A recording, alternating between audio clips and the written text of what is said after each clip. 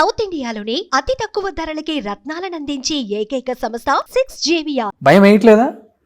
అదే చెప్తాను.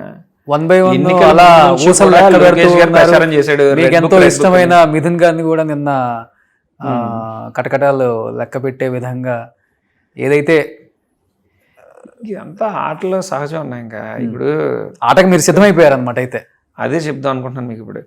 ఇప్పుడు వాళ్ళు భయపెడతారు అని చెప్పి ముందు నుంచి చెప్తా ఉన్నప్పుడు ఇంకా ప్రిపేర్ అయిపోయాక ఇంకా మాకు భయం ఉంటుందన్నా. రెడ్ బుక్లో వీళ్ళ పేర్లు ఉన్నాయి ఇది అని చెప్తున్నారు. నిన్న మిథున్ అయ్యాడు, రేపు ఇంకోళ్ళు అవ్వచ్చు, ఎల్లుండి నేను అవ్వచ్చు.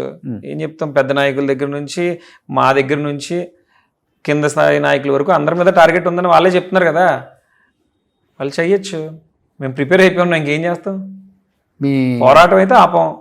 మీ మీ అధినాయకుడు కూడా ప్రిపేర్ అయి ఉన్నారా? నెక్స్ట్ ఆయనే అని కూడా వస్తుంది కదా ఒక వార్త ఇప్పుడు. అన్న మళ్ళీ చెప్తున్నా, దేశంలో కాదు ప్రపంచంలోనే అరుదైన నాయకుడు జగన్మోహన్ రెడ్డి. ఏ విషయం? భయం అంటే తెలీదు. ఓకే, ఆ విషయంలో ఓకే. భయం అంటే తెలీదు. ఎన్ని ఆరోపణలు ఎదురైనా సరే వనకడు. ఎటువంటి పరిస్థితులు అతనికి ఎదురవుతున్నా సరే బెదరడు. అతను నమ్ముకున్నటువంటి సిద్ధాంతం కోసం మాత్రమే పనిచేసేటటువంటి నాయకుడు వైఎస్ జగన్మోహన్ రెడ్డి. అతను ఒకటి నమ్మాడు అని అంటే అది జరిగి తీరాల్సిందే. ఓకే, అతని ప్రాణాలను కూడా లెక్క చేసే మనిషి కాదన్నా. అతను ఎవరికి భయపడ్డు. అతను తన తండ్రి ఆశయ సాధన కోసం మాత్రమే రాజకీయాల్లోకి వచ్చాడు. దానికోసం ఎంతైనా ఫైట్ చేస్తాడు అతను. మీ ఇద్దరికి టర్మ్స్ కండిషన్స్ ఎలా ఉంటాయి అసలుకి? ఎవరిద్దరు? జగన్మోహన్ రెడ్డి గారికి మీకు? జగన్ గారు మా నాయకుడు. మా అంతవరకు నాన్నగారి దగ్గర నుంచి రాజశేఖర రెడ్డి గారి దగ్గర నుంచి చూస్తే దగ్గరగా 30-40 సంవత్సరాలు నా తండ్రి రాజశేఖర రెడ్డి గారితో పాటు తిరిగారు. ఆయన కూడా ఒక తండ్రి స్థానంలో ఉండి నా తండ్రి అనారోగ్యం పాలైనప్పటికీ కూడా ఆయనకి మంత్రి పదవి కొనసాగించారు. అంత గొప్ప అనుబంధం ఉంది వాళ్ళిద్దరికి. ఆ తరువాత జరిగినటువంటి కార్యక్రమాలన్నీ అందరికీ తెలిసినాయే, పరిణామాలన్నీ అందరూ చూశారు. ఈయన మాట ఇవ్వటం, అక్కడి నుంచి బయటకు రావటం, కాంగ్రెస్ పార్టీని వీడి బయటకు రావటం, ఆయనతో పాటు మళ్ళీ ఇంకో సెకండ్ థాట్ లేకుండా మా కుటుంబం దూకేసాం అంతే. ఇంకా ఓకే, ఆ రోజు కాంగ్రెస్ పార్టీ అధికారంలో ఉంది, ఇంకో 5 సంవత్సరాలు కాంగ్రెస్ పార్టీ అధికారంలో ఉంటుందని తెలిసే మేము వెళ్ళిపోయాం. అధికారంలో ఉన్న ఎమ్మెల్యేలు మంత్రులే జగన్మోహన్ రెడ్డి గారిని కలవటానికి చాలా ఇబ్బందులు పడతారు, నానా అవస్థలు పడాల్సి వస్తుంది అని అంటుంటారు. అలాంటిది జక్కంపూడి ఫ్యామిలీ ఎప్పుడు కావాలంటే అప్పుడు అపాయింట్మెంట్ దొరుకుతుంది, ఏది కావాలంటే ధైర్యంగా చెప్పే ఆ చనువు ఉంటుంది. అంటే సేమ్ ఆయన మైండ్ సెట్ మీ మైండ్ సెట్ భాష ఇంకా అయిందా? లేకపోతే వాస్తవంగా జగన్ అన్నని నేను చాలా తక్కువ సందర్భాల్లో కలుస్తుంటానన్న. ఎక్కువ కలవను ఆయన్ని. కలిస్తే నిజంగా మీరు అన్నట్టుగానే మనం ఓన్లీ నెగిటివ్సే చెప్తాం, ఎక్కువ పాజిటివ్స్ చెప్పను. నేను భజన చేయలేను. ఓకే, రాదు కూడా. ఓకే, నేనైనా అన్నయ్య అయినా అమ్మైనా ఎవరైనా కలిసినప్పుడు మ్యాక్సిమం ఆయనకి పార్టీకి సంబంధించినటువంటి నెగిటివ్సే చెప్తాం. మీరు అన్నట్టుగా నిజంగా అందరికీ అంత చనువు కూడా ఇవ్వకపోయి ఉండొచ్చు జగన్మోహన్ రెడ్డి గారు. మమ్మల్ని మాత్రం కుటుంబ సభ్యుల్లో ఎప్పుడు చూసుకుంటాడు కాబట్టి మేము చెప్పిన దాని వరకు ఖచ్చితంగా వింటాడు, దాని మీద ఎంతో కొంత స్పందించడానికి ప్రయత్నిస్తాడు. చూసాం మీ పెళ్ళిలో కూడా ఎంత చనువు ఉందో కూడా అర్థమైంది అందరికీ. మీ పెళ్ళిలో మినిమం ఎమ్మెల్యే మీకు బుకే ఇవ్వడానికి 1 గంట పట్టింది, మినిస్టర్కి కూడా 1/2 అవర్ పట్టింది. ఆ రేంజ్లో ఆ జనం ఉన్నారు ఆ రోజు. ఏంటి అంత పెద్ద ఎత్తున చేసుకోవడానికి? అంటే మనం మాట్లాడుతుంటారు స్టేట్కి ఒకరిని. కర్ణాటక చూస్తే గాలి జనార్దన్ రెడ్డి కూతురు పెళ్ళి అలా జరిగిందంటారు, తమిళనాడులో జయలలిత పెంపుడు కొడుకు పెళ్ళి అలా జరిగిందంటారు, ఆంధ్రాకి వస్తే జగంపూడి రామ్మోహన్ గారు అబ్బాయి గణేష్ పెళ్ళి ఆ రేంజ్లో జరిగింది అంటారు. అంటే మేము ఇది అని చూపించుకునే ప్రయత్నమా, లేకపోతే లాస్ట్ పెళ్ళి కాబట్టి ముద్దులు కొడుకు కాబట్టి చెయ్యాలన్న అమ్మ అంతే ప్రేమ? వాస్తవంగా కూడా ఆర్థికంగా మేమే అంత బలవంతులు ఏం కాదన్నా.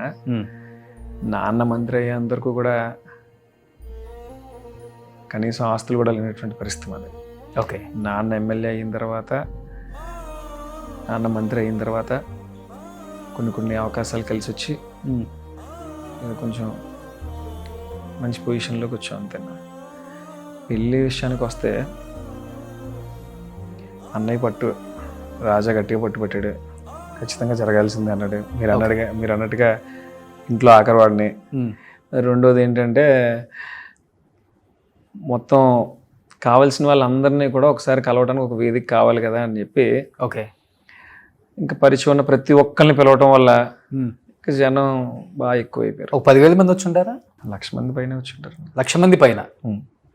అంటే మీరు చెప్పే లెక్క ఒక ఎమ్మెల్యే కంటెస్ట్ చేయొచ్చు ఒక నియోజకవర్గంలో, మీకు పెళ్లికైన ఖర్చు అంతేనా? పెళ్లికైనా ఖర్చు 100 కోట్ల ఏంటుందా? పెడతా 100 కోట్ల ఏంటుందా? ఎందుకు అవుతుందన్న అంత? వచ్చిన వాళ్ళు అందరూ ఆశీర్వదిస్తారు, వెళ్ళిపోతారు, సగం మంది భోజనం చేస్తారు. ఓకే, ఎందుకు అయిపోద్ది అంత? భోజనాలకి ఎంత ఖర్చు అయిపోద్ది? దాన్నే ఉంది ఒక 20-30 కోట్లు. ఇప్పుడు మీరు నన్ను మొత్తం రాసి అన్న ఇమ్మంటారు ఏంటి? ఇన్కమ్ ట్యాక్స్ కానీ పంపిస్తారు. ఏదో ఆర్భాటంగా ఘనంగా తమ్ముడు పెళ్లి చేయాలి అనుకున్నాడు మా అన్నయ్య, చేసాడు. ఓకే, అంతే. ఇంకా అవతల పక్కన నా వైఫ్ వాళ్ళు కూడా పొలిటికల్ బ్యాక్గ్రౌండ్ ఉన్న వాళ్ళు.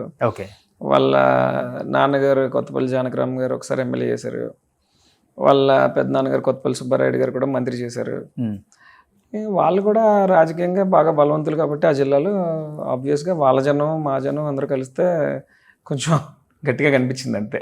ఓకే. లవ్ మ్యారేజా గణేష్ గారు? లవ్ మ్యారేజ్ అన్న. Love marriage. ఎన్ని ఇయర్స్ ప్రేమ?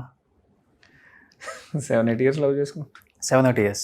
సో మిమ్మల్ని పూర్తిగా అర్థం చేసుకున్న తర్వాతే దిగారు ఇంకైతే. తను అడిగితే చెప్తాను. తను పెద్దగా మాట్లాడరు కదా.